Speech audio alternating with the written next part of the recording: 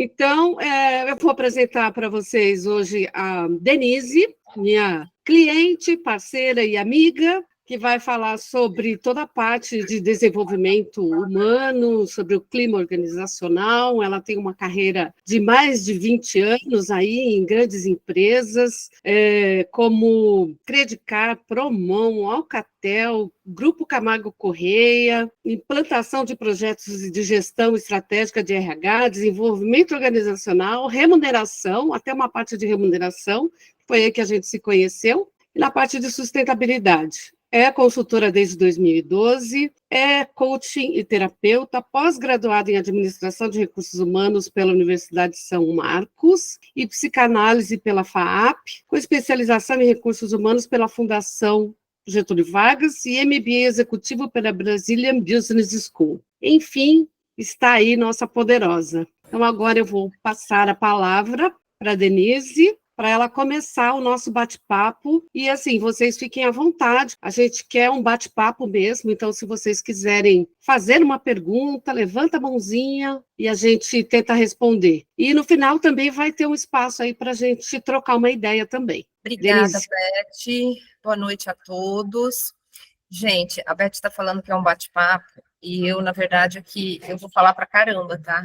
E aí, eu espero que dê tempo mesmo da gente bater papo, e se não der tempo de bater papo hoje, eu me comprometo depois, para quem quiser mandar as perguntas, e pode colocar no chat, depois a gente vai olhar tudo, naquele e-mail também que a gente mandou para vocês, e eu, com o maior prazer, responderei a todas as perguntas, caso alguém saia daqui sem as respostas que gostaria, tá? Gostei muito da fala da Beth aí com relação à composição do trio, né? A Beth eu já conheço há bastante tempo, e conhecer o Cláudio recentemente foi uma grata surpresa. A gente entendeu que seria muito interessante fazer essa experiência juntos, porque nós somos 3 consultores muito experientes, e unir essa nossa experiência seria muito relevante para a gente, né, para as nossas carreiras e para os nossos clientes, né, então, todos saímos ganhando, a gente que está aí acompanhados, né, nesse trio, e os nossos clientes que nos contratam também estarão sendo bem atendidos por esse trio, tá? Eu não queria começar pedindo desculpas, mas, gente, assim, olha,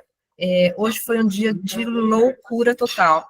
Eu estou com uma gripe, tomei um remédio agora, porque eu estava com febre, eu peguei uma gripe muito forte, deve ser a emoção pelo dia tão esperado, né? A gente trabalhou bastante aqui para fazer essa conversa com vocês com bastante carinho, acho que a emoção ajudou um pouco aí a cair a imunidade, veio essa gripe forte, quase me derrubou, mas estou aqui. E há pouco tempo de começar essa nossa reunião, acabou a energia em todo o quarteirão do meu bairro. E assim, a minha casa está nitidamente no escuro, e a gente estava aqui quase que em pânico, porque assim, como que a gente vai fazer a reunião sem energia, sem internet? Então, eu estou falando, gente, de um restaurante. Se surgir algum barulho externo, eu não tenho como controlar isso. Então, eu espero que vocês estejam me ouvindo bem. Se vocês até puderem dizer se estão me ouvindo bem, eu agradeço. E eu tive uma grata surpresa de ver, assim, que muitas pessoas se inscreveram, muitas falaram também que não poderiam estar ao vivo aqui hoje, perguntaram se vai ficar gravado, então a gente já disse que sim, vai ficar gravado, né, Cláudio? No YouTube, depois a gente manda a gravação no grupo para vocês que não puderem, as pessoas que não puderam estar aqui, mas a gente ficou muito contente porque as inscrições que surgiram vieram, assim, de todos os estados aqui do país, e temos gente de fora do Brasil, né, temos alguns angolanos. Klinsmann, é isso? Klinsmann me parece que é angolano. Então, muito bem-vindos todos vocês, viu? Todos estão vendo já a tela? Se puderem dar um ok aí para a gente. No... Vocês estão vendo, né, Cláudio, Beth? Já está aí, sim. né? Sim. Bom, então, rodada de RH aqui, exatamente nesse slide está falando o título que foi a chamada para convidar vocês, né? Exatamente o texto da chamada de vocês. O tema, ele está em forma de pergunta, a chamada para vocês, o convite para vocês, ele foi em forma de pergunta, e a ideia aqui é de que a gente saia daqui com mais perguntas do que respostas, inclusive. Se vocês estão aqui hoje, é porque vocês foram atraídos para conversarem sobre esse tema, e para conversarmos sobre esse tema, eu gostaria de fazer com vocês um passeio por alguns temas e trazer aqui algumas ou muitas reflexões. Aqui, sobre o que nós vamos falar, né? Nós vamos navegar fazendo um passeio aqui por alguns tópicos. Vamos começar falando sobre tempos incertos que estamos vivendo atualmente. Vamos falar também sobre como é que a gente está vivendo atualmente, como que nós somos impactados por todas essas mudanças aceleradas pelas quais a sociedade nossa está passando. Vamos falar também sobre a nossa busca pela felicidade, sobre as nossas necessidades humanas, sobre o mundo do trabalho, sobre os impactos da pressão excessiva no mundo acelerado, a falta de clareza nas relações de trabalho, as constantes atualizações de conhecimentos e tecnologias pelas quais a gente vem passando, né, nos últimos tempos, e também sobre os desafios e as oportunidades das empresas, dos profissionais e de nós também, profissionais de RH. Tá? A ideia aqui é a gente trazendo algumas reflexões para que a gente possa juntos construir uma linha de raciocínio, tentando assim montar um quebra-cabeça, de forma a gente ter mais clareza sobre o tamanho dos desafios que nós, profissionais de RH, temos pela frente, dentro de um cenário que é de grandes, contínuas e profundas transformações. A gente vai discutir um pouco sobre o quanto tudo isso nos afeta. A gente vai tentar vislumbrar alguns possíveis manejos que a gente pode adotar nas nossas relações profissionais, principalmente, que é o aspecto da nossa vida para o qual a gente acaba dedicando a maior parte do nosso tempo, né? E vamos tentar enxergar também o quanto a gente é capaz de dar conta dessa demanda que a gente tem nas mãos, né? Não traremos aqui receitas prontas, porque não existem fórmulas prontas quando a gente fala de cuidados com as pessoas, né? E porque para falar em ações focadas em pessoas dentro do ambiente de trabalho, é preciso entender também o contexto de cada organização, tá?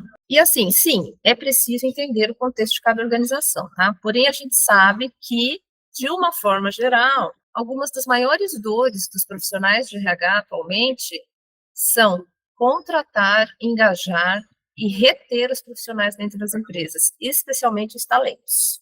Né? Depois vocês podem colocar no chat aí se isso é fato para vocês, tá? E ao mesmo tempo, né, além de cuidar dessa dor que a gente também tem que garantir que haja produtividade, especialmente quando falta o engajamento ou quando falta a capacitação desses profissionais, né? E aí, como é que é possível resolver essa equação, né? Ou seja, garantir que os profissionais trabalhem de uma forma eficiente e produtiva e, ao mesmo tempo, conseguir manter esses trabalhadores felizes, né? Quer dizer, e um desafio também importante nessa equação é como que a gente estabelece uma comunicação transparente, honesta, de forma que haja clareza entre empresa e colaboradores, sobre as necessidades e os compromissos entre as partes, né? Enfim, como é que a gente possibilita que exista nestas relações uma verdadeira relação ganha-ganha? Por exemplo, né? Será que esse profissional ele quer estar aqui, né, na nossa empresa, trabalhando na empresa em que a gente atua? Ou será que esse é um profissional certo, no lugar certo? Ele consegue realizar com resultados positivos aquelas entregas que lhe foram atribuídas a ele, né? Então, ter uma escuta estratégica, saber realizar essa intermediação do alinhamento das expectativas entre o colaborador e a empresa, são alguns dos maiores, se não o maior, desafio de nós, né, profissionais de RH. Aqui eu trago uma imagem, né, que é a do Employee Experience, que é a jornada do colaborador, né. Depois vocês podem colocar no chat também quem já conhece, quem já atua, né, com o Employee Experience. O que é o Employee Experience? É uma abordagem estratégica que visa criar um ambiente de trabalho positivo, saudável e satisfatório para todos os colaboradores. Essa jornada de experiência abrange todas as interações, né? Pode olhar, todas as interações e percepções dos funcionários durante a jornada desse profissional na empresa, desde o processo de atração, de recrutamento, até o desligamento. Então, para o RH, para a nossa área de RH, o Employee Experience desempenha um papel crucial, porque é uma metodologia que vai nos ajudar a planejar, implementar e monitorar as estratégias que promovem o bem-estar, o engajamento e o compromisso dos colaboradores. Só para complementar, né, Denise, assim, hoje a gente vê, principalmente aí já nesse slide, que pós-pandemia, né, é complicadíssimo a ansiedade e a maluquice das pessoas hoje em dia, né? Tudo muito tudo muito instantâneo e as pessoas parecem que não estão mais tão felizes, né? A pandemia era para vir para trazer um ambiente mais, quando voltássemos ao normal, que fosse um ambiente mais saudável e muito pelo contrário, né? Parece que as pessoas voltaram mais doentes. Sim, Então, a gente vai falar um pouco disso também. é, Legal. Bom, e aqui nesse triângulo, nosso triângulo trio, né? Eu gostaria de demonstrar que aqui nesta semana, né, nessa nossa jornada de RH do nosso grupo trio, que foi criado especialmente aqui para a gente estar com vocês, a gente quer demonstrar a importância da nossa parceria na atuação do tripé fundamental para a jornada do colaborador dentro das empresas, tá? Então, nós, como trio, nós atuamos, cada um de nós aqui com a sua expertise, né, a Beth, o Cláudio, eu, a gente atua dentro desse tripé, que seria propósito e ambiente, remuneração compatível e desenvolvimento e aprendizado. Esse é o tripé que a gente atua. E quando a gente fala da experiência do colaborador, a gente tem que levar em conta sempre esses três aspectos. Dinheiro, é claro, mas não só, mas também o que é que eu consigo proporcionar em termos de desenvolvimento e aprendizado. E que propósito e que ambiente que eu posso oferecer a esse profissional, porque isso vai fazer toda a diferença no engajamento e no processo de experiência do colaborador. E aqui, só para demonstrar que a nossa forma de abordar a jornada, né, o nosso triângulo trio, ele acaba atuando no coração da jornada do colaborador, ou seja, ele dá sustentação para que a jornada possa se manter viva.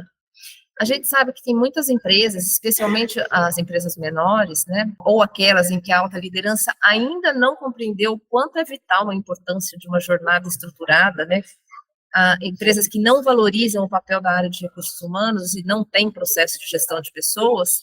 A gente sabe que essas empresas acabam implementando somente as demais etapas da jornada do colaborador, que são normalmente as mais básicas e as mais fáceis de serem implementadas, mas que a gente, como trio, a gente está trazendo aqui esse foco de atuação naquilo que a gente considera que é o coração da jornada do colaborador, tá? Que é o engajar, que é o performar e que é o desenvolver e que vai abranger esse triângulo que eu acabei de mostrar para vocês. Tudo bem? E aí, diante de um mundo, né, em constante transformação, é necessário continuamente potencializar o capital humano.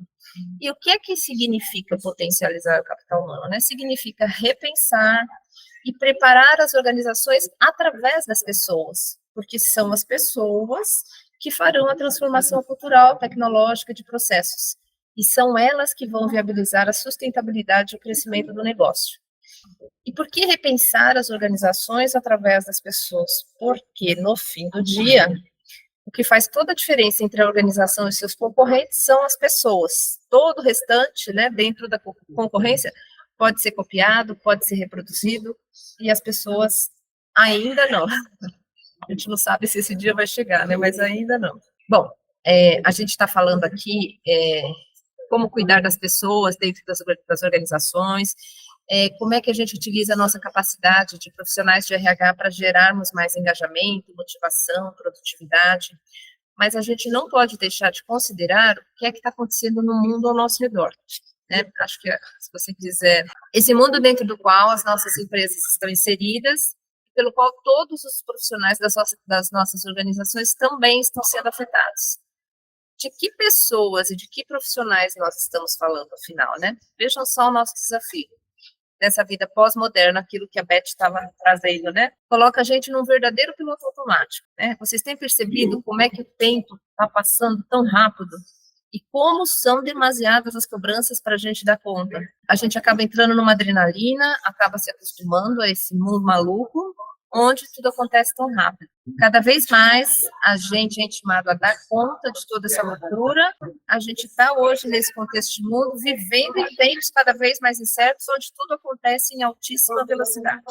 E essa loucura, né, que a gente vive, ela já vem ocorrendo desde que surgiram aquelas 3 letrinhas que a gente conhece tão bem, o www, né, ou seja, a chegada da internet, que foi realmente algo que trouxe para a gente uma mudança geral nas conexões globais. Isso acelerou ainda mais o processo de globalização e colocou o mundo e as nossas vidas num patamar cada vez mais rápido. A transição para esse mundo digital começou ainda antes da década de 80, mas foi em 90, com a popularização da internet, que essa mudança realmente se consolidou. Então, surgiram uma série de expressões, né, para denominar esses diferentes movimentos, né, nessa transição para os tempos evolutivos e pelos quais a gente vem passando. Então, em 1980, que é esse primeiro movimento aí, chamado VUCA, que significa volátil, incerto, complexo e ambíguo, que se deu pós-Guerra Fria. Depois veio o termo BUNny, que foi sugerido como uma resposta à inadequação do conceito VUCA naquela época, né, para descrever uma realidade mais atual. Ele surgiu em 2018 e esse termo surgiu para descrever um mundo caracterizado pela fragilidade, ansiedade, não linearidade e incompreensibilidade. Em 2010, entre esses dois movimentos, a gente teve um movimento que foi um pouco menos badalado, chamado de tempos pós-normais 4S. 4S, né? De Speed, Scope, Scale e Simultaneity. Velocidade, escopo, escala e simultaneidade. Onde o criador reforça, né, a seguinte frase ao criar esse movimento. Ele diz que tudo que era normal agora evaporou. Entramos em tempos pós-normais, entre o período em que velhas ortodoxias estão morrendo, novas ortodoxias ainda nem surgiram e nada realmente faz sentido. Então, tudo que a gente tem certeza é de que as transformações estão cada vez mais aceleradas, impactando fortemente na tecnologia e, consequentemente, na sociedade como um todo. E aí que nós ficamos nos sentindo numa verdadeira corda bamba, né? Vivendo em um mundo globalizado. Eu passaria o mouse aqui se eu conseguisse mostrar para vocês, mas o controle está com o Cláudio, né? Vivemos num mundo globalizado com uma pegada cada vez mais digital e multigeracional, menos hierarquizado e mais colaborativo, exponencial, onde as coisas se aceleram numa velocidade incrível, com uma pressão cada vez maior por resultados mais rápidos. Aliado a tudo isso, a gente tem ainda que fazer gestão à distância, com a vinda, né, do home office, e dar conta de demandas cada vez mais crescentes. E além de tempos incertos, a gente ainda passou a viver em tempos que se tornaram também tempos difíceis, né? Além de incertos, difíceis com a chegada da pandemia do Covid 2019, e falando um pouquinho do que a Beth falou, né, que foi um divisor de águas para todos nós, né? Por que difíceis? Quem de nós... E a RH teve que se reinventar de várias formas, né, Dê? E até antes disso, né, de falar em RH, assim, quem de nós, diretamente, individualmente, não foi afetado de alguma forma, em maior ou menor proporção, por esse período, né? Todos nós passamos. De todas as formas. Um processo que a gente nunca podia imaginar que aconteceria, mas que aconteceu, que foi um processo de isolamento, que trouxe uma série de consequências. Então, na verdade, aquilo que a Beth falou, a gente devia sair melhores, não, a gente saiu pior mesmo. Porque a gente teve consequências, né? Esse processo todo, ele trouxe para a gente um repensar e produziu uma série de novas tendências, né? Que eu vou mostrar para vocês aqui agora. Ele produziu algo novo nas relações com as pessoas, né? Porque a gente se aproximou muito da finitude, que é algo muito delicado para todos nós. A gente viu a morte muito de perto, né? Quem não teve entes queridos, perdeu entes queridos, né? Eu particularmente perdi vários. Eu também. Pois é. Então, assim, a gente teve que aprender a se relacionar de uma forma completamente diferente, a gente teve que se isolar, foi uma experiência traumática para todos nós, de falta de conexão, né, inclusive. E agora surge uma aceleração ainda maior da inteligência artificial, com o ChatGPT, para acabar de complicar, né, as coisas, transformando esse momento em mais desafiador ainda para todos nós, porque nos traz um outro tipo de pressão sobre as relações de emprego e sobre as novas tecnologias. Isso nos faz ter uma necessidade de repensar de uma maneira incrível no nosso processo de transformação, como consequência disso tudo, né? E aí, assim, com isso, diversas tendências surgiram, né? Diante de todos esses acontecimentos, de reestruturações, de reorganizações, tendências relacionadas aos movimentos das pessoas e que afetaram e afetam diretamente e especialmente as nossas relações de trabalho, né? Alguns exemplos desses movimentos e tendências foram The Great Resignation, que foi um movimento que surgiu nos Estados Unidos. Ele foi impulsionado em 2021 pela pandemia, onde milhões de pessoas, notadamente profissionais de meia carreira, setores de tecnologia e saúde, pediram demissão de seus empregos, porque eles descobriram que poderiam trabalhar de forma remota, de uma forma mais simples, descobriram que poderiam viver com menos necessidade de dinheiro e buscando melhores condições de trabalho, com uma maior satisfação pessoal e profissional.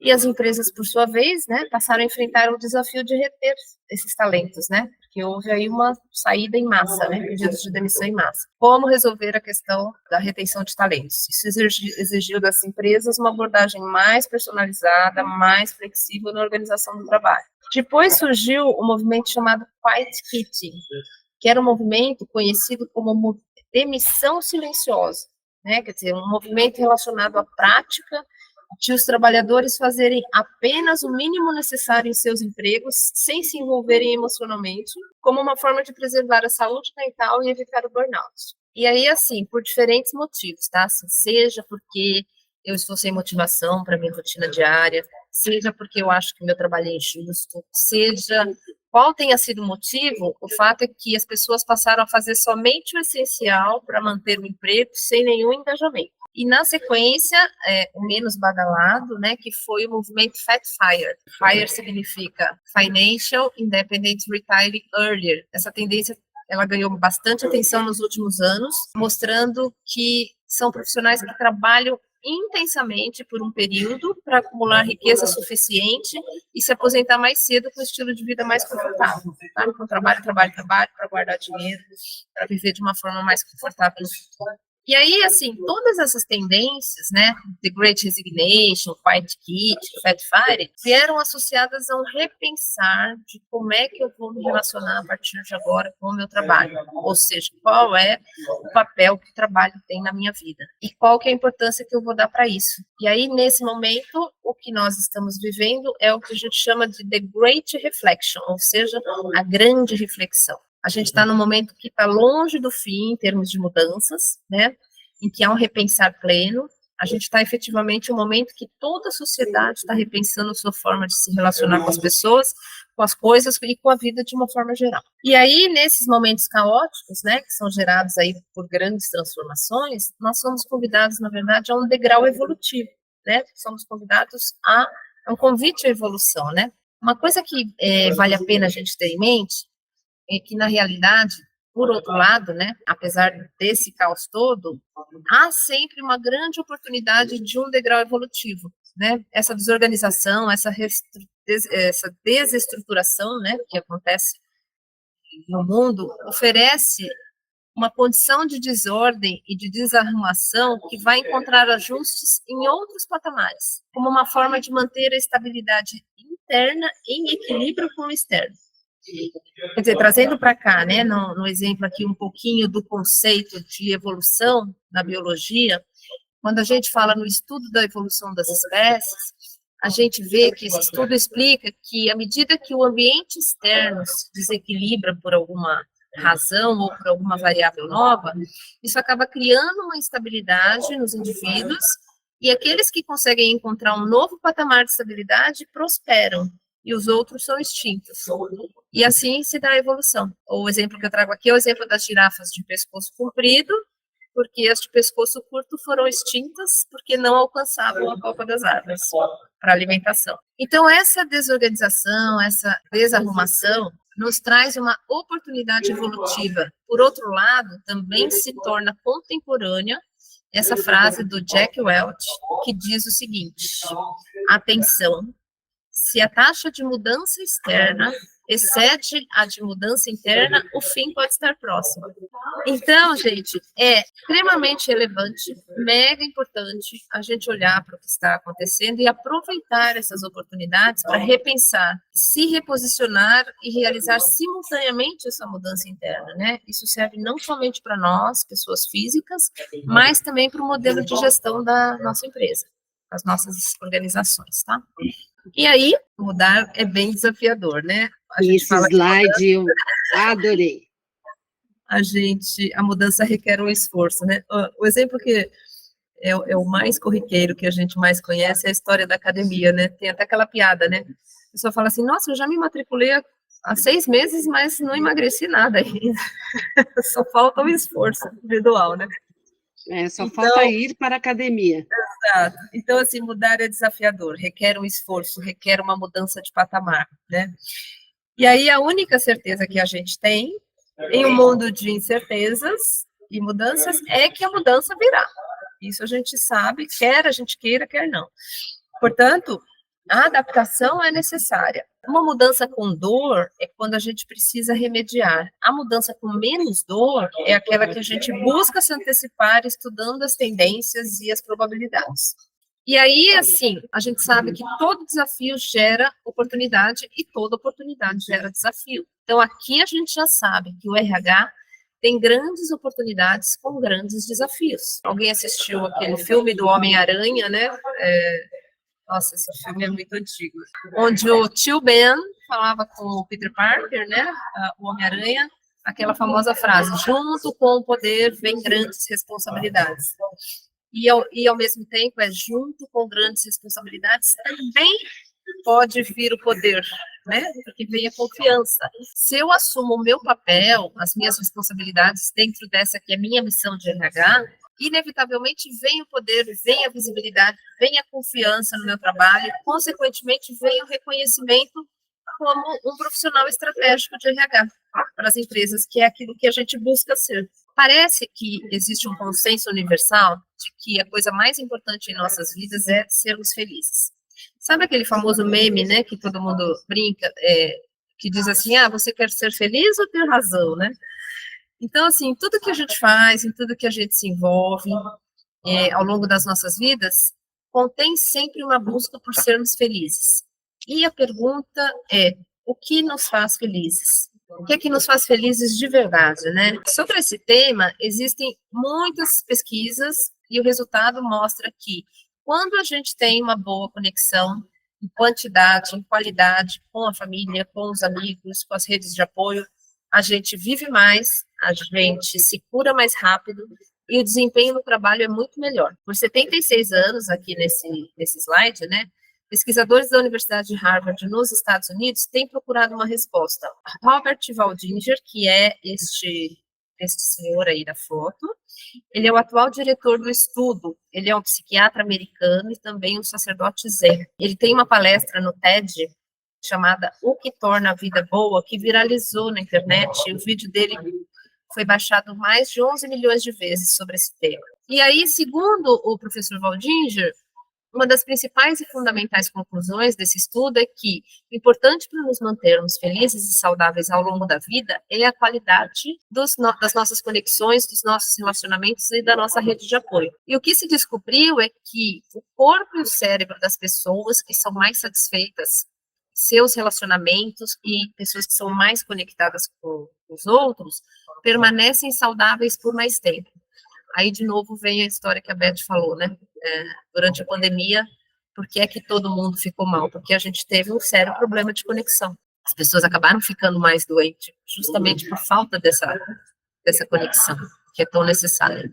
E aí, são as necessidades humanas que nos movem, né? Nesse contexto da busca pela felicidade, nós somos movidos pelas necessidades humanas. No próximo slide, Cláudio, tem um quadro que eu trouxe aqui, um quadro assim bem amplo de exemplos, sem esgotar, é claro, né, das nossas necessidades humanas universais. Talvez seja legal a gente olhar e tentar se identificar um pouco, né? Tudo isso são necessidades humanas que a gente tem e com base nelas a gente vai de encontro à nossa felicidade. E falando em felicidade, e quanto à felicidade no trabalho, né?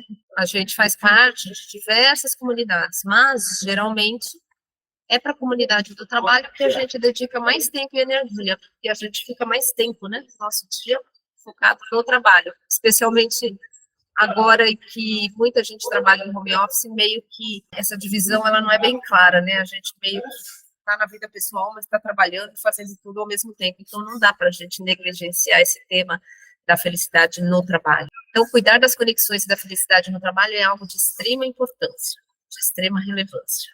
Uma coisa importantíssima que a gente precisa aprofundar um pouco mais e que deve ser muito levado em conta na jornada do colaborador, no Employee Experience, é sobre a felicidade no trabalho. Porque, assim, eu, por exemplo, há 40 anos atrás, né, eu comecei a trabalhar cedo, né, 40 anos atrás, quando eu comecei a trabalhar, acho que o Cláudio e a Beth também, né, não sei a idade média de vocês, mas, assim, eu trabalhava 100% para Por ganhar aí dinheiro também. também, né? Eu trabalhava 100% para ganhar dinheiro, assim como os meus pais, os seus pais, assim como os meus avós, os seus avós também, né? Como a gente já conversou aqui nos slides anteriores, o mundo vem mudando radicalmente e aceleradamente. Então, atualmente, a maior parte da força de trabalho, que já não é mais o pessoal da nossa geração aqui, né, minha, da Beth e do Cláudio, a maior parte da força de trabalho são os chamados millennials, ou a geração Y, somados a essa geração Z que está começando a entrar agora no mercado de trabalho, né? Esse pessoal que está com 22 anos aproximadamente,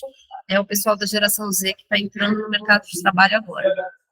E entre esse público, as necessidades são bastante distintas da nossa geração, né, das gerações anteriores. E aí, assim, pode voltar lá no triângulo, isso. Esse triângulo vocês vão ver várias vezes, porque, afinal, o nosso grupo se chama Trio, né, e a gente traz esse triângulo como a nossa marca, e ele está em tudo que a gente faz. Não por acaso. Não é por né? acaso.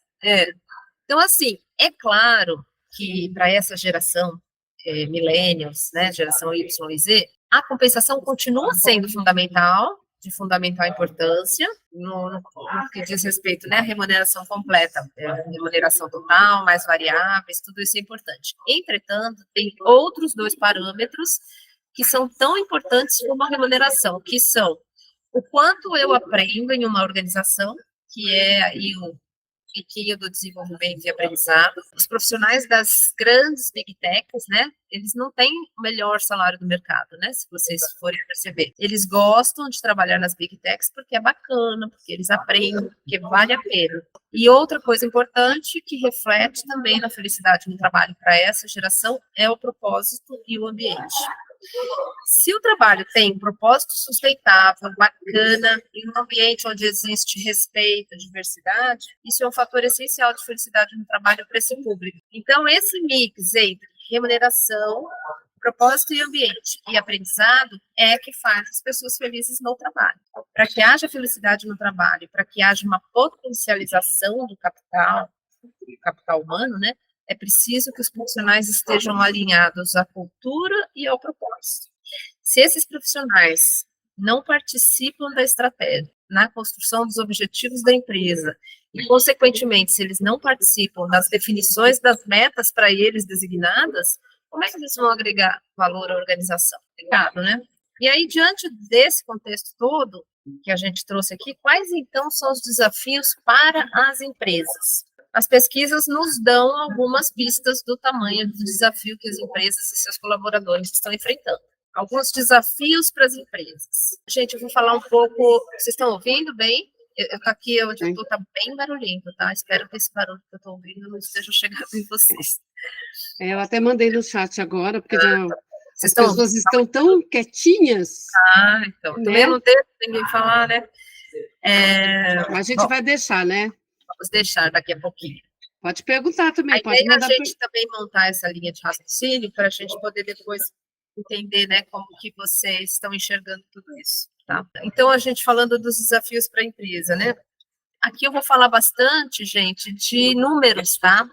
Porque a gente está falando aqui que a gente vai trazer pesquisas que comprovem esses dados que a gente está trazendo, né? Então, assim, todos aqueles movimentos ocorridos que eu citei lá atrás, além de fatos reais que as empresas experimentam e também das notícias publicadas pela mídia, deixam claro o tamanho do desafio das empresas na atração, engajamento e retenção das pessoas. Então, segundo um estudo da Microsoft em 2023, 54% dos líderes empresariais disseram que estão enfrentando o turnover mais alto do que nos anos anteriores, especialmente em setores como tecnologia e saúde. Sobra vaga e falta gente. O mercado de trabalho continua enfrentando escassez de mão de obra qualificada, e esse fenômeno é conhecido como War for Talent, né, a guerra por talentos. A pandemia acelerou o movimento conhecido como The Great Resignation, mas as causas originárias, como insatisfação no trabalho e busca por melhores condições, já existiam antes da pandemia. E pesquisas da McKinsey e do LinkedIn mostram o aumento do desejo dos trabalhadores de mudar de emprego, buscando mais flexibilidade, propósito e melhores condições de trabalho. 40% considerou deixar o emprego em 2021 e esse número aumentou em 2022 e 2023 para 43%. E dentre esses que pretendem deixar o emprego, quais são os motivos, né? Os principais motivos: cultura corporativa tóxica, insegurança, falta de reconhecimento. Esses são os motivos frequentemente citados, né? Segundo o estudo de 2022 da MIT, foi destacado que a cultura tóxica é o maior preditor de turnover, sendo 10,4 vezes mais poderoso do que a compensação. Cultura tóxica causa 10 vezes mais desligamentos do que uma má remuneração. 63% das pessoas deixam o emprego por motivos não financeiros. Estudos mostram que fatores como relacionamento com a liderança, falta de autonomia e cultura organizacional são fatores determinantes na decisão de sair do emprego. E apenas 19% dos funcionários estão engajados. O relatório de engajamento global da Gallup em 2023 indica que o engajamento dos funcionários no Brasil é só 19%. Isso é no Brasil, mas assim, os números se aproximam disso também no mundo todo, tá? Esse número é do Brasil, mas não fica muito diferente nos demais países. E 8/12 das pessoas não acreditam que suas opiniões são consideradas o que contribui para o desengajamento e aumento do turnover. E mais recentemente, né, a gente tem novos fatos que também são desafios para as empresas. Por exemplo, o aumento do trabalho híbrido e do remoto, né? Essa demanda por trabalho híbrido e remoto continua forte. Um estudo da Gartner mostra que 48% dos funcionários preferem um modelo de trabalho híbrido e as empresas que não oferecem essa flexibilidade estão enfrentando também dificuldades para atrair e reter os talentos. Bem-estar e saúde mental tornou-se prioridade, né? De acordo com a pesquisa da Mercer, em 2023, 78% dos empregados estão preocupados com a saúde mental de seus funcionários. 42% dos trabalhadores dizem que o bem-estar no trabalho influencia diretamente a sua decisão por ficar ou não na empresa. Empresas também estão enfrentando desafios para criar ambientes de trabalho verdadeiramente inclusivos. Os relatórios indicam que empresas com políticas robustas de diversidade e inclusão têm maior sucesso em reter talentos, especialmente entre essa geração que eu comentei, a Z e os millennials. E a automação continua mudando o panorama do trabalho. As empresas estão investindo em IA para melhorar a eficiência, mas isso também cria novas tensões em relação à segurança no emprego e à necessidade de requalificação dos funcionários. Bom, gente, tudo isso deixa as empresas em estado de alerta e com a seguinte pergunta: como sobreviver a esse cenário caótico e assustador?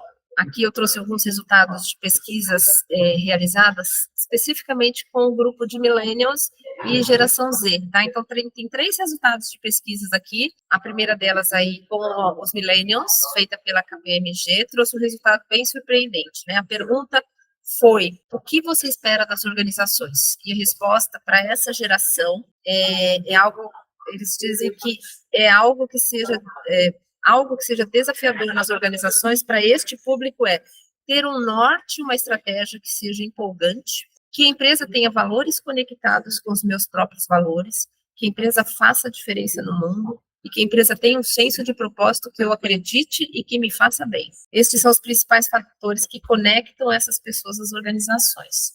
Um outro estudo aí da McKinsey, com a geração Z, mostra que essa geração valoriza propósito e alinhamento de valores. Né? De acordo com a pesquisa, os jovens da geração Z esperam que as empresas se envolvam em causas sociais que eles apoiem. E 61% afirmam que o propósito da empresa é um fator essencial na sua decisão de onde trabalhar, de escolher aonde vai trabalhar. E a última pesquisa ali da Deloitte, com a geração Z, pergunta: qual a possibilidade de você se conectar com a sua organização por mais de 5 anos? E o surpreendente resultado revela que 54% dos membros da geração Z estão dispostos a permanecer em uma organização por mais de 5 anos, se eles sentirem uma forte conexão com os valores e propósitos da empresa. A gente costuma dizer assim, essa juventude de hoje não quer mais nada, né? Então, existe um pouco desse estigma, né? Mas, assim, a pergunta que fica é, será que essas gerações é que têm uma baixa lealdade com as organizações? Ou será que são as organizações que não estão sendo capazes de construir um propósito ou uma causa que conecte essas pessoas e de construírem uma cultura que faça, né, com que essas pessoas se sintam parte, se sintam desafiadas dentro dessas organizações.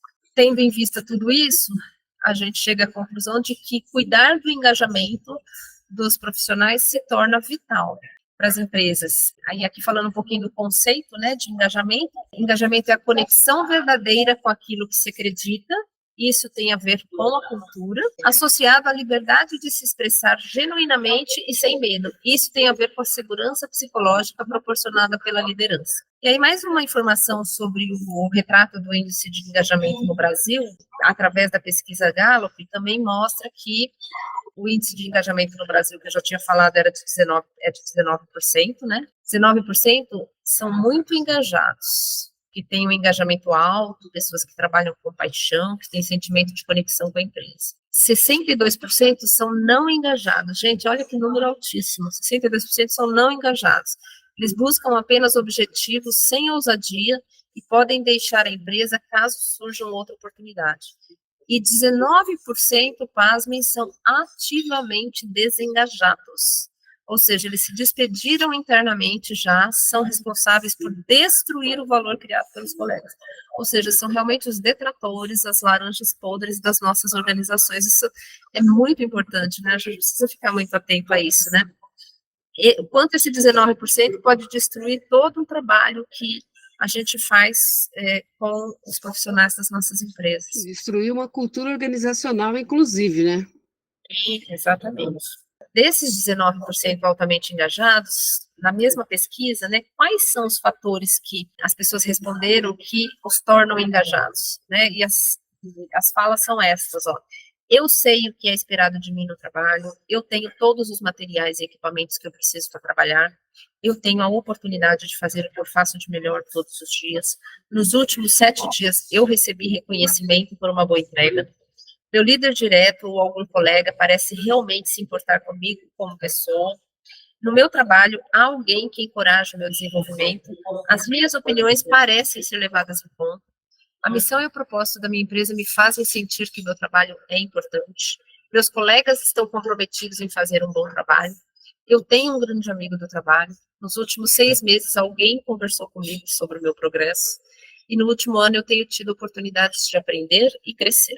Cuidar do engajamento, portanto, passa por se aproximar genuinamente dos seus colaboradores para compreender suas reais necessidades e motivações. Gente, pessoas desengajadas custam muito alto para as organizações, né?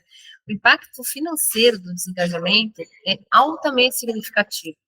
Funcionários desengajados têm 37% mais chances de faltar ao trabalho, e as empresas com baixo engajamento relatam uma queda de 18% na produtividade e 15% na rentabilidade. A gente falou dos desafios das empresas, né? Agora eu vou falar dos desafios do ponto de vista do profissional, né? Toda essa loucura que a gente está vivendo, quais são os desafios do ângulo do profissional? Imagine só a gente atualmente, né, se deparando nas notícias, né, as notícias de TV, nas notícias, eu ia falar jornais, nem temos mais jornais, né, mas na internet, notícias que, em princípio, parecem até positivas, né, quando você fala assim, o novo perfil do profissional do futuro, profissões do futuro, né, mas assim, parecem positivas, mas no fundo nos trazem uma grande preocupação, né, alguém aí anda perdendo sono com as notícias, as últimas notícias, né, relacionadas a esse tipo de questão de inseguranças frente a essas mudanças que a gente está vivendo, né.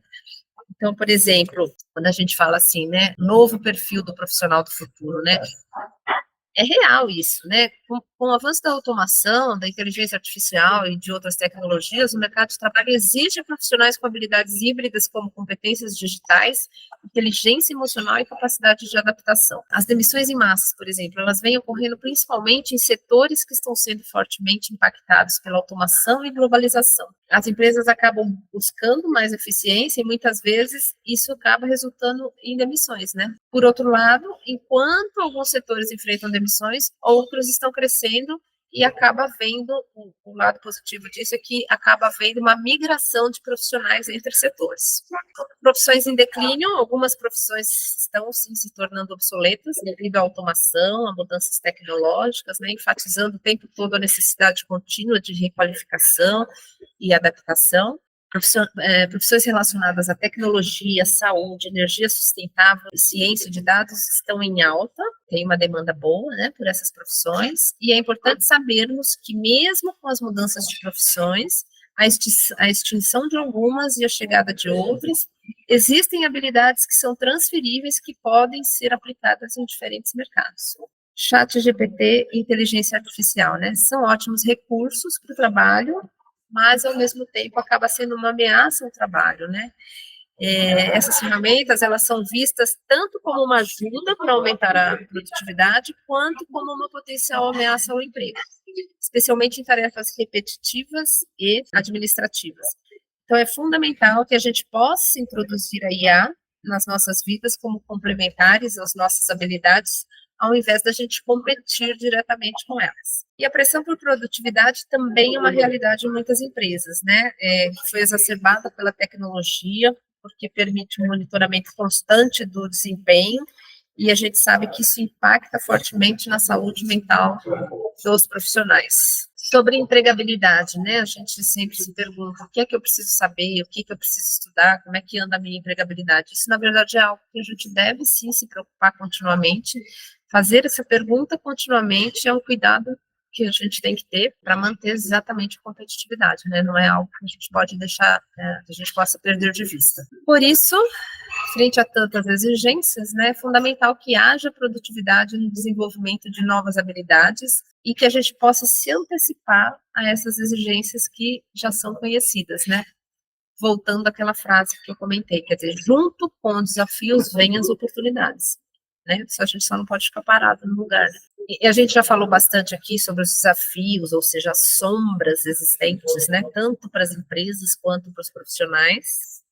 E já que a gente falou que existem tantos desafios como oportunidades, agora a gente vai se focar nas oportunidades também para ambos, tá? Empresas e profissionais. Vamos começar com as empresas. A gente tem percebido, né, através dos dados das pesquisas sobre engajamento, que existem oportunidades de ações por parte das organizações que contribuem com a construção desse processo de confiança e engajamento, tá? Quando as pessoas estão engajadas, elas conseguem se expressar de uma forma mais genuína, sem medo.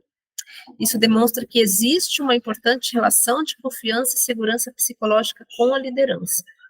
Parece, então, que as pessoas se sentem mais engajadas também por conta da relação com as suas lideranças. A liderança, portanto, tem um papel fundamental nesse processo. Então, trabalhar em parceria com as lideranças é fundamental na construção do engajamento. Na mesma pesquisa do Gallup, né, que a gente já trouxe aí dados nos slides anteriores, através da pergunta em quais aspectos primordiais as empresas devem se focar para garantir a construção e o fortalecimento do engajamento, e as respostas mais expressivas, as respostas com maior índice, foram essas 5 seguintes aqui: reconhecimento, liderança humanizada, equipe executiva coesa, identidade cultural e comunicação eficaz.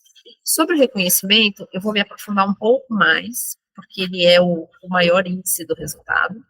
Sobre os demais aspectos, eu vou só fazer alguns apontamentos mais rápidos, não desmerecendo, tá, os demais aspectos, mas é que aqui, no fator reconhecimento, tem algo muito precioso e muito importante que eu quero falar. Na liderança humanizada, exatamente que se tenha clareza do que se quer, né, dentro das organizações, que os líderes sejam conectados, ter uma liderança como exemplo, ter coerência entre o discurso e a prática, que tenha uma construção de confiança entre a liderança e as equipes e que tenha clareza de propósito. Uma equipe executiva coesa, né, significa que todos estejam dentro do mesmo sentido de propósito, né, remando para o mesmo lugar, claramente tendo o mesmo norte definido. Identidade cultural significa dentro das empresas, por que nós existimos, né? Qual a nossa razão de existir, o que nós estamos fazendo para honrar com essa nossa existência, para onde estamos indo, qual é o nosso norte, como nós faremos para chegar, que seria o nosso conjunto de valores. E a comunicação eficaz seria ter um processo de comunicação de mão dupla, né? Que é fundamental incluir os profissionais no diálogo, trazer as pessoas para o contexto e para o desafio, e não apenas desafiá-las, né? Não que a comunicação venha de cima para baixo, que as determinações venham de cima para baixo, mas que as pessoas participem da construção desse contexto. Na pesquisa sobre valores, que é realizada anualmente também pela Crescimento, além daquela pesquisa do Gallup que eu comentei com vocês, são feitas sempre perguntas sobre quais são os valores mais importantes e que as empresas deveriam praticar com prioridade. Na pesquisa de 2023, a pergunta foi: qual a coisa mais importante que a liderança ou a empresa pode fazer para ajudar um funcionário a ter mais sucesso? E o resultado foi o reconhecimento do colaborador, com 37%. E assim, reconhecimento é algo que sempre aparece como top dos resultados, tá? Com diferentes intensidades, mas em 100% das pesquisas ele aparece lá em cima, nos últimos 12 anos, tá? Das pesquisas no Brasil. E aí, assim, é muito comum, quando se está discutindo com a alta liderança das empresas, né? Isso é muito questionado pela alta liderança, né? Eles estranham mas por que o profissional não se sente reconhecido, né? Não entendo, como assim? A gente paga no primeiro quartil do mercado, nós temos um bom plano de benefícios, nós temos um ótimo plano de saúde, o que falta, afinal de contas, né? E o que falta é o seguinte: o clamor destes profissionais é: não me deixem invisível. As pessoas querem se sentir pertencentes. No que diz respeito a reconhecimento do colaborador, o clamor é: eu quero ser ouvido, eu quero fazer parte. Você pode ser o CEO e eu o estagiário, mas eu sei de coisas que você não sabe. Eu tenho uma experiência na minha vida que você não tem. Eu aceito e reconheço a sua autoridade, eu aceito e reconheço o seu poder e a sua responsabilidade nas escolhas, mas, por favor, faça isso me escutando também. E, além disso, né, o que vem é assim: como é que eu estou indo? O que é que você, empresário, espera efetivamente de mim, ou líder, né? O que você espera efetivamente de mim? Como é que está indo o meu desempenho? Como é que eu estou performando? O que é que eu tenho de possibilidade ainda de me desenvolver? E aqui, gente, assim, desmistificando tudo aquilo que a gente tem visto nas pesquisas mais importantes.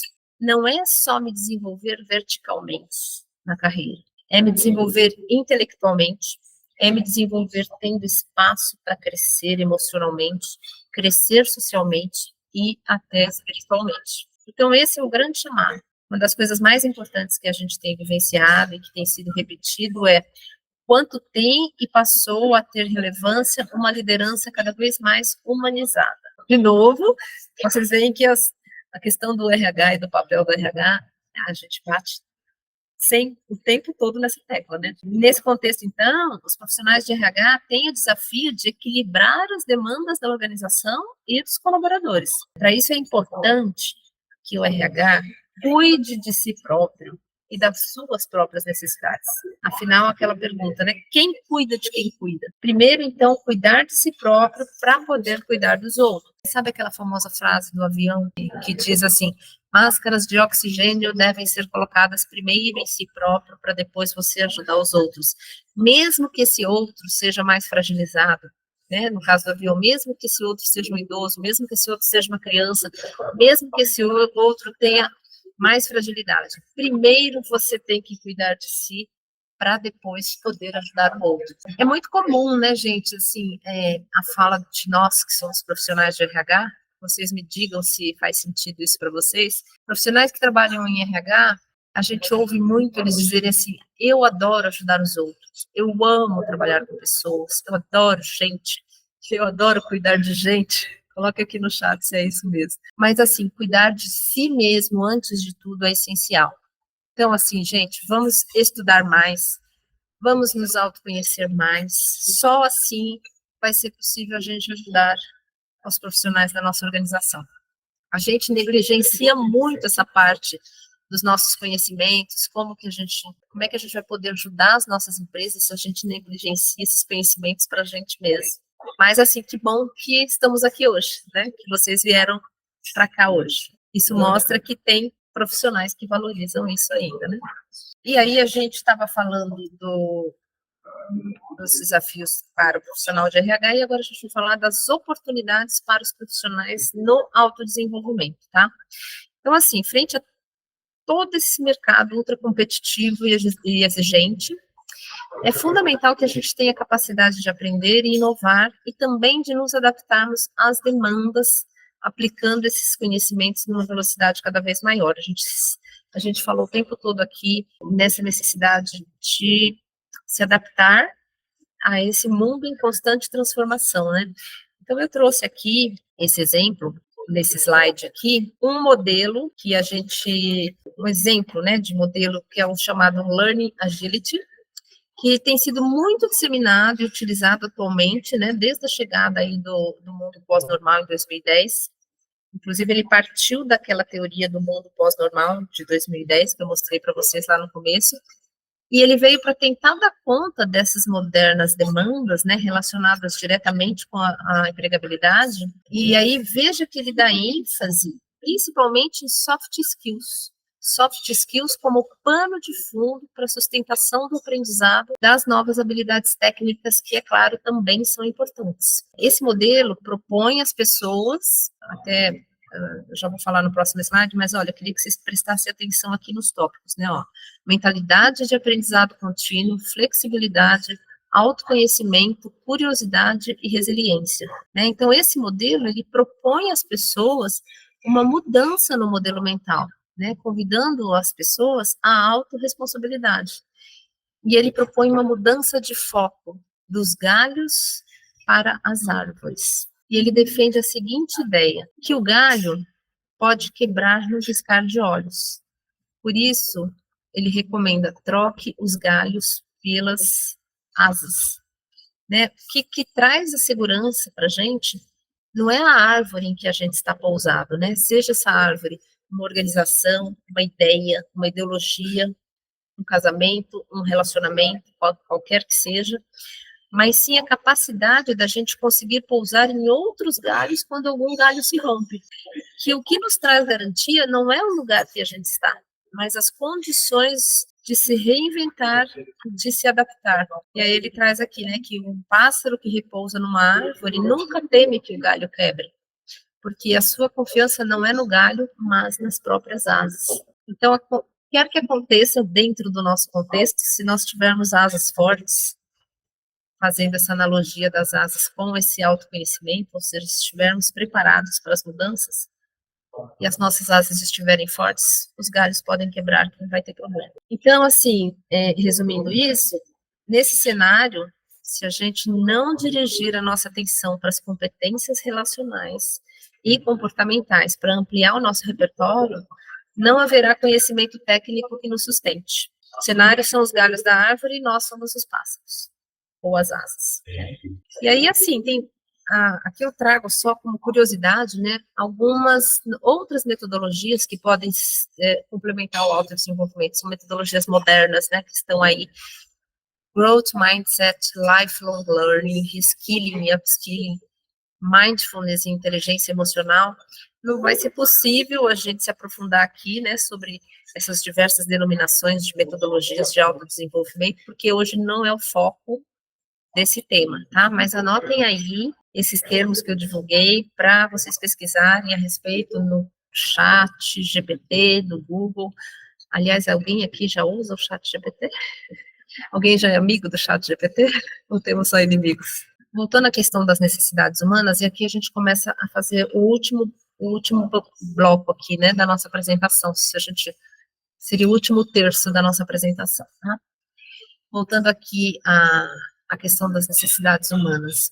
Talvez a maioria de vocês já tenha estudado ou já tenha ouvido falar dessa pirâmide das necessidades de Maslow. Nessa pirâmide, eu estou sem se o Cláudio conseguir aí acompanhar, fazer uma voltinha conforme eu for falando aí, ó, no fundamental e básico, a necessidade de sobrevivência abrange as necessidades fisiológicas e de segurança, tá? Então, essas duas são o básico da pirâmide e a gente chama de necessidades de sobrevivência. Depois, a gente tem as necessidades de pertencimento, que são as sociais e de estima, porque nós nos sentimos como seres sociais com a necessidade de sermos aceitos pelo grupo e reconhecidos como competentes para algo, tá? E ele coloca no último nível, o nível que ele chama de necessidades de autossatisfação, de evolução ou de autorrealização, tá? Então, essas são as necessidades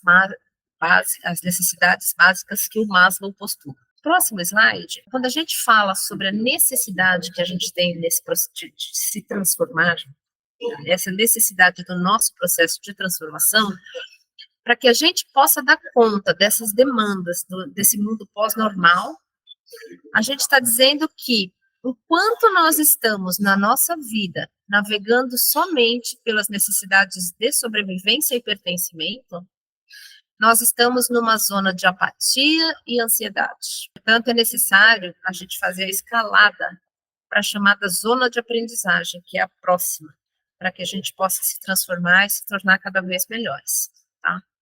Eu falei a próxima, não era o próximo slide, era a próxima etapa. Mas, tudo bem. Para a próxima etapa, né, para a zona de aprendizagem. Então, há que se fazer essa escalada, senão a gente fica dentro dessa zona de apatia e a gente não sai do lugar. Por quê? Porque a gente está focado só nas necessidades básicas do pertencer e do sobreviver. Existe uma matriz que demonstra claramente a importância da gente cuidar do nosso controle emocional, tá? Através da gestão da nossa energia, transformando a nossa energia de negativa para positiva. Ou seja, a gente saindo da zona de sobrevivência e depressão e nos mantendo numa oscilação entre as zonas de alta performance e recuperação. Deixa eu explicar. A gestão da energia, então, ela pode ser positiva ou negativa e ela pode ser alta ou baixa. Então, o desafio é a gente entender que a gente tem que manter a energia do lado positivo, que é o lado direito do nosso quadrante aqui. Porque, assim, se eu estou na energia negativa, não importa se a energia está baixa ou alta, porque na energia negativa, se ela estiver baixa, eu vou estar depressivo, eu vou estar exausto, eu vou estar frustrado, infeliz, derrotado, desesperançoso, ou seja, eu vou estar na zona de depressão. E se ela estiver alta, porém na negativa, eu vou estar impaciente, irritado, bravo, preocupado, ansioso, defensivo. Ou seja, eu vou estar na zona da sobrevivência. E nenhuma dessas é positiva, nem a depressão e nem a sobrevivência. A saída, então, é que a gente mantenha essa energia do lado negativo, do lado positivo do quadrante, oscilando entre a zona de alta performance e a zona de recuperação. Ou seja, se ela estiver positiva e estiver alta, eu vou estar em alta performance, eu vou estar revigorado, otimista, eu vou me sentir desafiado, alegre, conectado, engajado. E se ela estiver baixa, eu vou estar na zona de recuperação. Eu vou estar relaxado, em paz, tranquilo, sereno, consciente, aliviado, o que também é positivo. Então, esse é o desafio da gente fazer essa oscilação, tá? Entre a alta performance e a zona de recuperação. E como é que a gente faz isso? Né? Não é um processo natural, tá? É preciso treino, muitas vezes é preciso buscar uma ajuda profissional através de processos de autoconhecimento, terapias, coaches, mentorias. De novo, aquela questão do desafio, do fazer o movimento em busca ao que se deseja. E a gente já vai partindo aqui para ir fechando. Eu acredito que poucos de vocês tenham ouvido falar dos níveis de consciência do Barrett. Maslow traz que a maioria das pessoas tem uma hierarquia de necessidades que partem da fisiológica, depois de segurança, depois a necessidade de se sentir um ser social e de fortalecer a sua autoestima. Esse é o do Maslow que a gente tinha acabado de falar. No próximo slide, na pirâmide do Barrett, ele iguala nessa parte de baixo, ou seja, os 3 primeiros níveis da pirâmide do Barrett são equivalentes aos 4 primeiros da pirâmide do Maslow. No que corresponde ao 5º nível da pirâmide do Maslow, o Barrett vai muito além. né, a pirâmide do Barrett tem 7 níveis de consciência. Então, a partir do quarto, ele abre e ele vai lá para os 7 níveis, né? Então, os 3 primeiros do Barrett abrangem necessidades relacionadas ao nível físico e emocionais. O nível 4 do Barrett, ele denomina como nível mental. Os níveis 5 a 7, ele denomina como níveis espirituais. E a partir do 4º nível, o Barrett, ele vai muito além do Maslow, denominando o 4º nível como nível da transformação, onde o indivíduo quer descobrir a sua autenticidade, alinhando ego e espírito. E aí depois, no nível 5, né, que é o de coesão interna, o nível 6, o de fazer a diferença, o nível 7, o nível do serviço. E aí, o que é que acontece? Isso que vem agora, gente, é bem importante. A lógica da mente racional, do pensamento mecanicista, no mundo da estratégia, acredita que nós estamos atendendo bem às necessidades das pessoas, olhando somente para estes 3 níveis, que são apenas as necessidades básicas. Mas na lógica humanista, a lógica da nova liderança, ele é uma obrigação fundamental, e nada mais do que isso. Então, não dá mais para a gente se orgulhar de apenas cuidar das pessoas nos 3 primeiros níveis, né? Isso já não é mais suficiente, porque o que as pessoas realmente aspiram na vida para se sentirem realizadas é continuar sempre evoluindo. Mas evoluir para quê? E esse é o grande trabalho da liderança e de nós, profissionais de RH, né? Porque aqui nesses 3 níveis abaixo é onde residem os medos dos indivíduos. O medo de não ter o suficiente, o medo de não ser bem quisto, o medo de não ser aceito porque não é competente para. E ao se libertar destes medos, as pessoas evoluem para buscar qual é a sua real motivação de vida, né? Que é se expressar de uma forma genuína, expressar sua alma para se conectar e poderem contribuir de fato. E é para isso que a gente está aqui, nesta vida, né? Então, o grande papel desse líder humanista, de nós, profissionais de RH, é que a gente passe a olhar o negócio das nossas empresas, criando um ambiente de segurança psicológica, para liberar as pessoas dos seus medos, para que elas sejam autênticas, para que elas consigam se expressar genuinamente. A partir disso, sim, é possível alcançar o engajamento para que as pessoas compreendam e se conectem com a cultura da empresa, e para que essa cultura se torne cada vez mais forte. Essa é a nossa tarefa, em parceria com a alta liderança da empresa.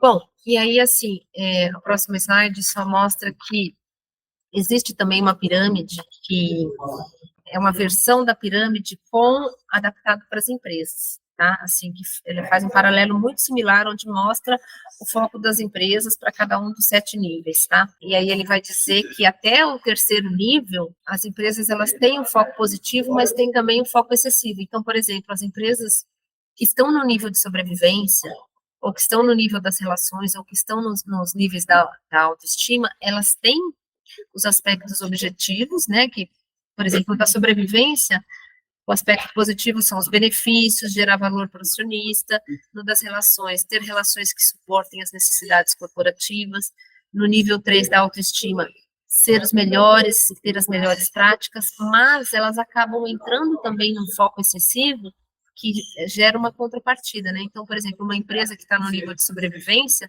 para ela conseguir o que ela quer, ela tem que ter controles muito excessivos. Para uma empresa que está no nível 2, para ter relações que suportem as necessidades corporativas, ela acaba tendo um perfil manipulador, um perfil que gera culpa nos profissionais. No nível 3 da autoestima, ela pode querer adotar as melhores práticas do mercado, mas ela acaba caindo no excesso da burocracia, da complacência. Então, até o nível 3, existe também o foco negativo, que é o foco excessivo. A partir do nível 4, tem somente o foco positivo, não tem o foco negativo. É importante lembrar, gente, que a subida de um nível para o outro, superior, somente ocorre quando o nível anterior está superado, tá? Isso tanto na pirâmide das necessidades, dos níveis de consciência individuais, quanto dos níveis de consciência da empresa, tá? Eu só consigo passar para o próximo patamar se eu tiver essas necessidades superadas. Então, assim, se eu tenho necessidade de sobrevivência, se eu tenho necessidade ainda de pertencimento, eu não consigo passar para um patamar superior se essas questões não estiverem resolvidas. A mesma coisa a empresa, ela precisa superar essas fases anteriores para chegar num patamar maior. E aí, então, concluindo essa parte, depois de a gente ter passado, né, por todo esse contexto que a gente acabou de falar, a gente sabe que a gente ainda está muito longe do fim, né, desse modo de transformação que a gente está vivendo. A mudança e a incerteza vieram para ficar, e há a tendência de que isso se amplie ainda exponencialmente.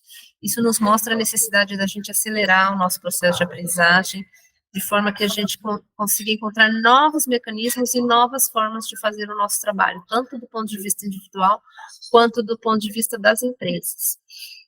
E aí, frente à nossa humanidade, nos questionarmos, né? Esse lugar que eu me encontro hoje, atualmente, na minha vida pessoal ou na minha vida profissional, nessa empresa, ou neste relacionamento, neste casamento, onde quer que eu me encontre, né, nesse momento, estar neste lugar me deixa feliz ou não feliz? Aqui eu me realizo ou eu me saboto? Como é que a cultura desse local em que eu me encontro, como é que é, né, a cultura? Existe compatibilidade entre o meu nível de consciência individual e o nível de consciência da minha organização? Se o meu nível de consciência individual ele está acima da organização em que eu estou trabalhando, o que é que eu estou fazendo para contribuir para que a organização como um todo evolua? E se eu estou abaixo, como é que eu me desenvolvo para atingir o nível que a organização espera de mim? Percebe? Então, isso é bem, bem importante. E aí eu disse que eu terminaria, né, com mais perguntas do que respostas. A gente leva essa pergunta para casa, tá? Para reflexões. Com base nesses níveis de consciência do Barrett, quais motivações te conectam às escolhas que você tem feito para a sua vida, tanto pessoal, nos seus relacionamentos, no seu casamento, com as suas amizades, quanto para as empresas, né? No trabalho em que você está, na empresa em que você se encontra. Como é que tem sido as suas escolhas? E aí é legal sugerir que a gente saia daqui com compromissos, né? Qual será a sua contribuição na construção do futuro que nós desejamos como profissionais de RH, realmente estratégicos e que podem fazer a diferença nas organizações?